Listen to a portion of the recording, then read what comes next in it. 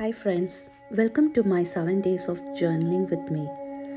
From this new year beginning, I'm doing a 1 minute of mindfulness journaling short videos. I'm taking you through my process in journaling, and I wanted to talk about why I started journaling.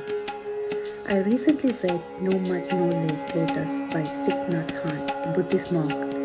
He says we need to cradle our sufferings like a baby, take care of it like a baby, love it like a baby. When you do that, the suffering is replaced with love, care, and happiness.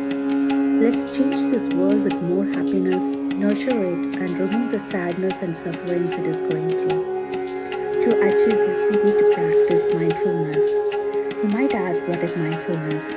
Mindfulness is the basic human ability to be fully present, aware of where we are and what we are doing, and not overly reactive or overwhelmed by what's going on around us.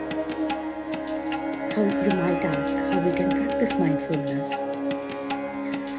When we do journaling, we feel the paper, we hear the tearing sounds of the paper makes, the smell of the glue, the patterns in the paper all make us want to be in the present. And what not? Writing our positive thoughts, gratitude helps to be more present, reduce anxiety, stress, and also be calmful.